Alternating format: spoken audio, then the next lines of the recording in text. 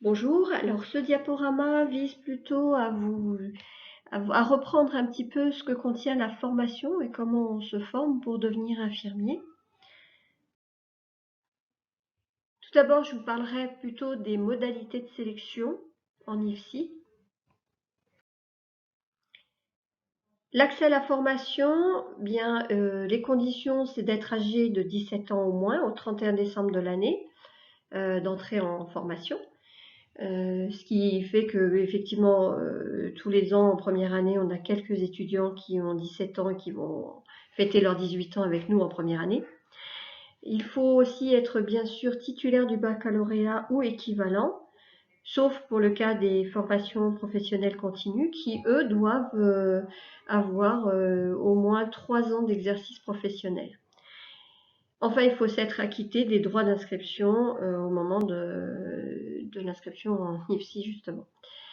Il y a d'autres conditions pour les personnes titulaires du diplôme étranger, mais là, je vous demande de vous référer au site de l'enseignement supérieur qui vous donnera plus d'informations sur ce sujet. Alors, le nombre de places à l'IFSI est limité, quel que soit le mode d'entrée, que ce soit par la formation professionnelle continue ou via Parcoursup. Actuellement, à l'IFSI de Versailles, nous avons 77 places. Ça, c'était pour la rentrée de 2021. Pour l'avenir, il semblerait qu'on va augmenter les quotas de 80, puis pour aller jusqu'à 100 dans l'avenir. Donc, il y a 25% de places réservées pour la formation professionnelle continue.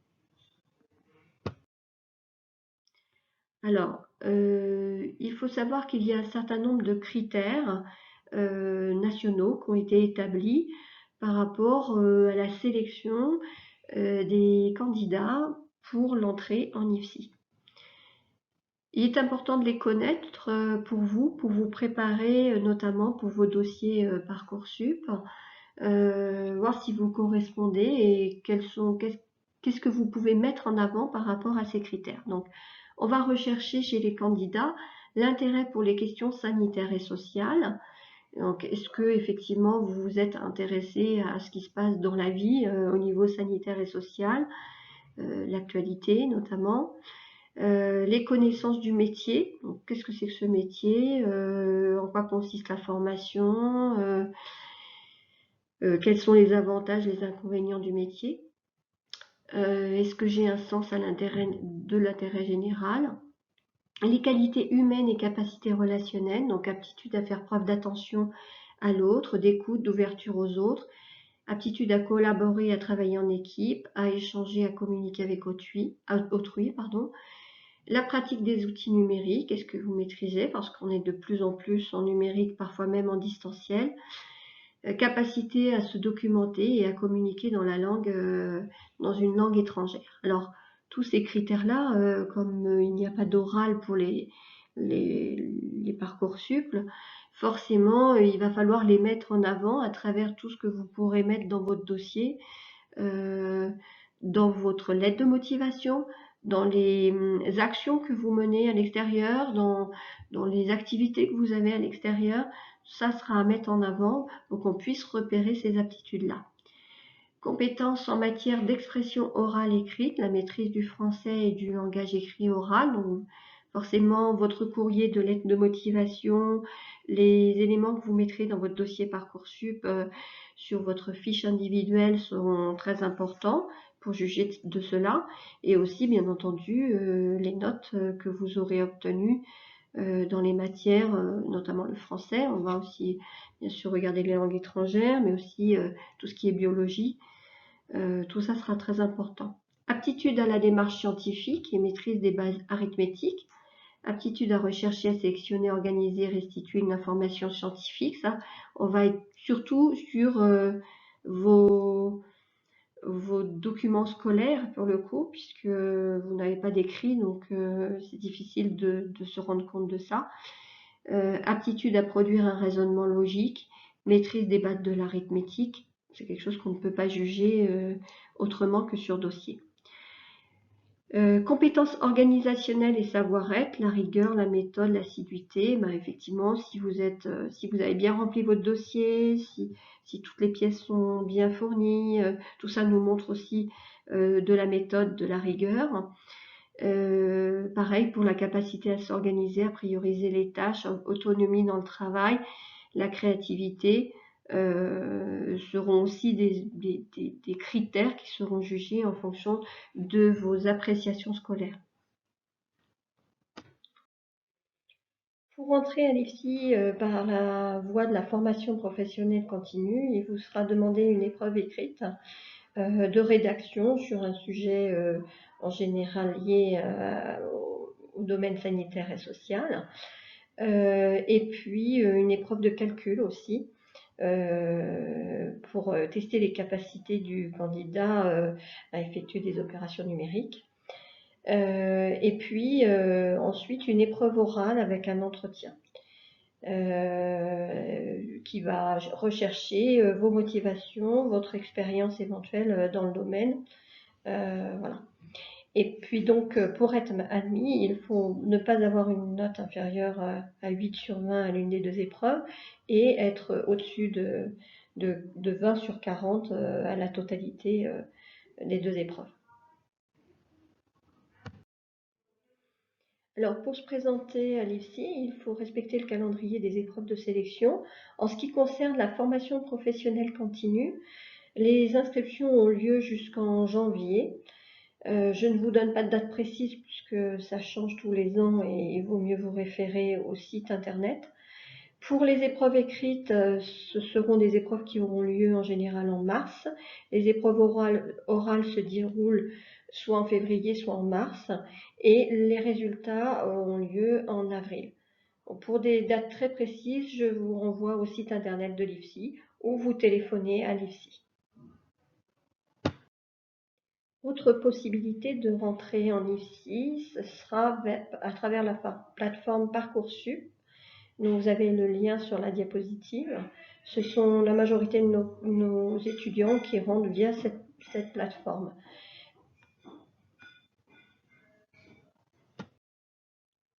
Alors, nous avons ici un modèle de calendrier de Parcoursup.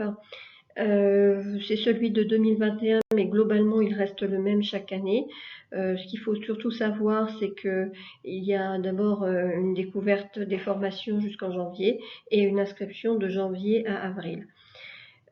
Voilà, c'est surtout ça. Vous trouvez ce calendrier sur le site de Parcoursup. Je vous engage à bien respecter les délais. En général, il est aussi expliqué dans les lycées, donc vous pouvez avoir toutes les informations auprès de vos lycées ou des orientations. Donc quand vous allez sur la plateforme, vous allez voir, vous pouvez aller rechercher IFSI. Alors si vous recherchez IFSI CH de André Mignot, vous allez tomber sur l'IFSI IFAS de Versailles et vous aurez une fiche à votre disposition qui vous explique un petit peu quel est cet IFSI. Donc chaque IFSI a une fiche sur Parcoursup.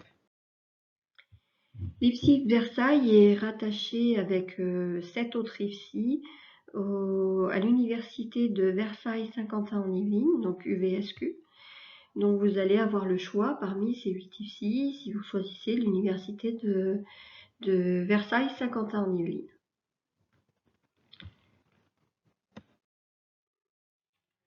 Alors voici les 7 autres IFSI qui sont rattachés à l'UVSQ pour le département des Yvelines. Et vous voyez qu'il y a aussi Ambroise Paré qui ne fait pas partie des Yvelines. Je vais aborder maintenant plutôt l'organisation de la formation elle-même au sein de l'IFAS. Alors tout d'abord, il faut savoir qu'il y a des possibilités de demande de dispense d'enseignement après admission en formation, à l'entrée en formation, au tout début de la formation du moins, sur production d'un dossier argumenté avec des pièces justificatives, il peut être proposé des dispenses de formation. Alors c'est vraiment assez assez restreint, hein. Ce sont en général les dispenses, notamment pour les aides-soignants qui rentrent en formation. Donc là, je vous engage à aller lire les textes en question, ou parfois pour des infirmiers étrangers, par exemple. Et donc ces dispenses passent devant la section compétente pour le traitement pédagogique des situations individuelles des étudiants qui va juger de la validité des demandes de dispense. Alors la formation, elle est régie par un référentiel de formation qui est un programme qui a été mis en place en juillet 2009 et qui est en fait une formation universitaire, donc qui a permis aux étudiants d'accéder à un grade licence. Alors je dis bien un grade parce que n'est pas reconnue cette formation comme une licence à part entière, étant donné que ce n'est pas 3 ans pleins de cours, mais 3 ans en alternance cours-stage. Elle a permis une certaine facilité dans la mobilité des infirmiers au niveau européen, puisque sur l'Europe, c'est une formation qui est la même avec un système LMD, donc licence, master, doctorat, des ECTS, donc système européen de transfert de compétences ou de crédits, qui sont attribués aux unités d'enseignement et aux stages. Et donc elle s'appuie sur un référentiel de compétences. Alors ces compétences, elles sont listées là, je vous les lis très vite, mais l'idée de la formation, c'est effectivement de se dire qu'un infirmier doit avoir acquis ces 10 compétences à l'issue des 3 ans de formation pour lui permettre de travailler comme infirmier. Donc, évaluer une situation clinique et établir un diagnostic dans le domaine infirmier, concevoir et conduire un projet de soins, accompagner une personne dans la réalisation de ses soins quotidiens, mettre en œuvre des thérapeutiques et des actes à visée diagnostique, initier et mettre en œuvre des soins éducatifs et préventifs, communiquer et conduire une relation dans un contexte de soins, analyser la qualité des soins et améliorer sa pratique professionnelle, rechercher, traiter et analyser des données professionnelles et scientifiques, organiser et coordonner des interventions soignantes, informer, former des professionnels et des personnes en formation.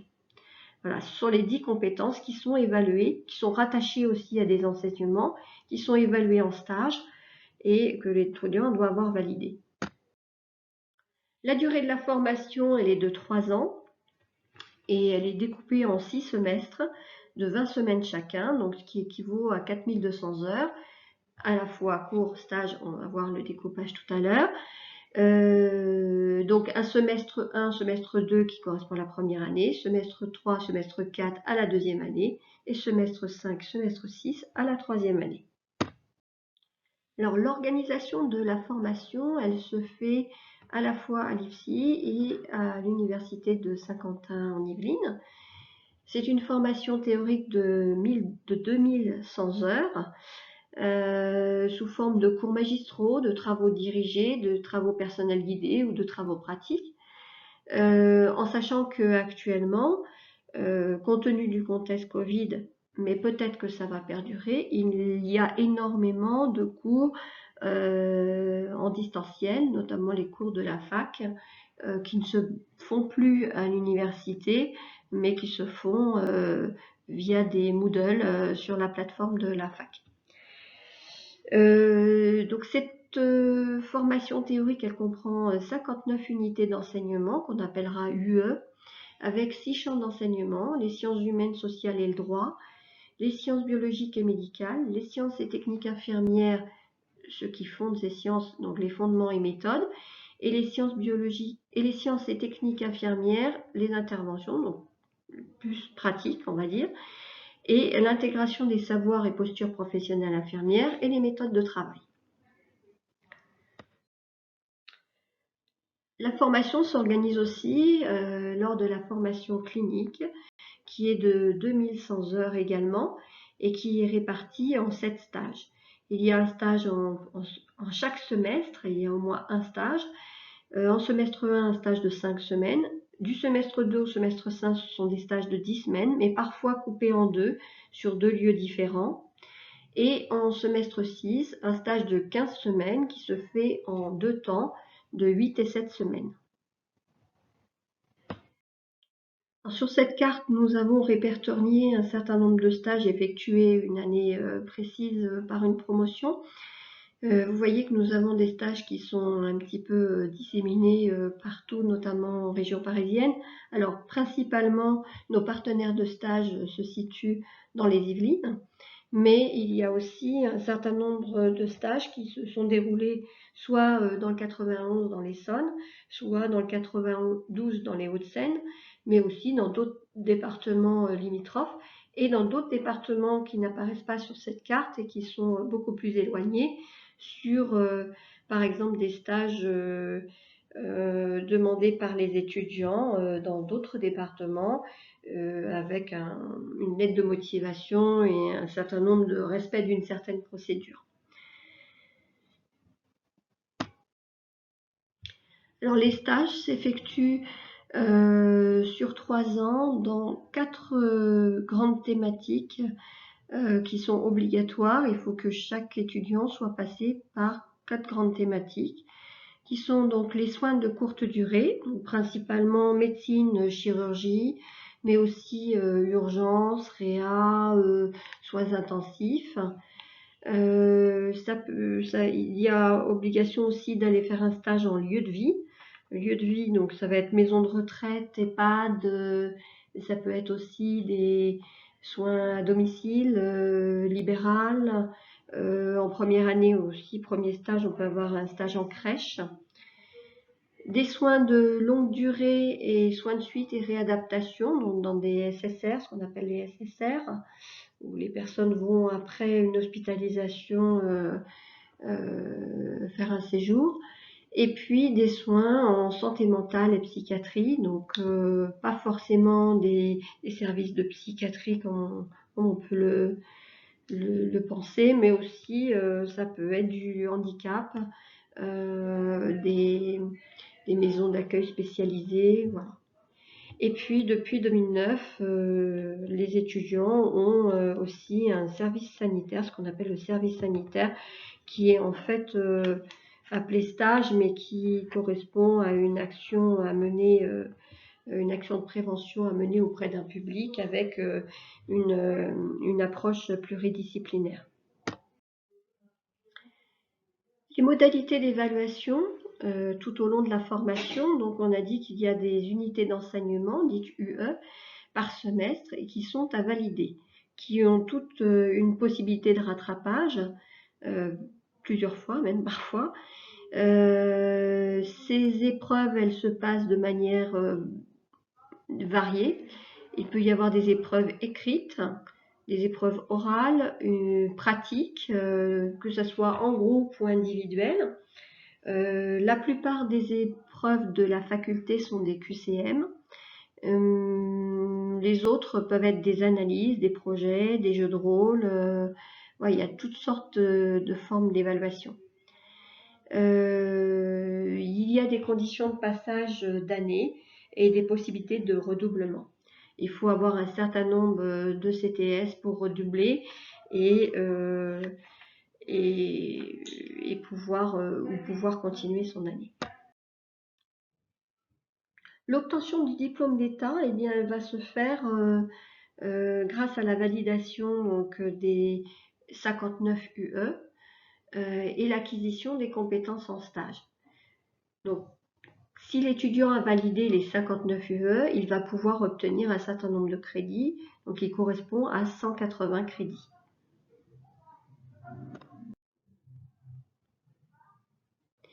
Alors, il y a des modalités particulières pour les personnes titulaires d'une autorisation d'exercer la médecine et la maïeutique en France, ou titulaires d'un diplôme approfondi en sciences médicales, qui, eux, n'ont pas les mêmes conditions de validation du diplôme d'État. Ils doivent valider 2 UE, qui sont la 3.1 et 3.2, et réaliser 2 stages, au total 15 semaines. Voilà, mais c'est un petit peu particulier. et réaliser un travail écrit. Donc ces personnes-là, en général, se renseignent de manière différente pour la formation. Alors combien coûte cette formation? En général, la formation infirmière, la plupart de nos étudiants ont une prise en charge par le conseil régional. Souvent, ce sont des étudiants qui ont moins de 26 ans, donc ils rentrent tout à fait dans ces conditions. Frais de scolarité, il y a quand même des droits d'inscription universitaire qui sont à la charge de l'étudiant et qui sont versés chaque année. Donc, cette année, ils étaient de 170 € pour l'année universitaire de 2020-2021. Une contribution à la vie étudiante qui est aussi à la charge de l'étudiant, qui est de 92 € cette année. Après, à cela vont se rajouter l'achat de matériel divers suivant les étudiants. Alors nous ne faisons pas de liste de livres ou de matériel à acheter. C'est l'étudiant qui voit ce dont il a besoin. Nous, on évalue. Alors, par contre, il y a des tenues qui sont pour le moment encore fournies par les étudiants. Mais on chiffre en tout ce matériel à 250 €. C'est un ordre approximatif. Par contre, il y a une nécessité de posséder un ordinateur et une connexion à Internet, puisque, comme je vous l'ai dit, les cours à l'UVSQ se déroulent principalement en distanciel. En tout cas, c'est le cas pendant le coronavirus. Maintenant, est-ce que ça sera prolongé? Nous n'en savons rien. Mais c'est quand même un mode de fonctionnement, le numérique, qu'on utilise beaucoup et qu'on continuera d'utiliser même pour les cours à l'IFSI. Donc il faut être prévenu que c'est une formation qui nécessite quand même d'être responsable et autonome parce qu'il y a du distanciel et qu'il faut de toute manière une bonne connexion Internet et un ordinateur. Pour en savoir plus sur la formation ou sur notre IFSI, vous pouvez regarder les 2 autres vidéos que nous vous mettons à disposition sur le site Facebook et sur le site internet de l'IFSI. Merci de votre attention et à bientôt, j'espère.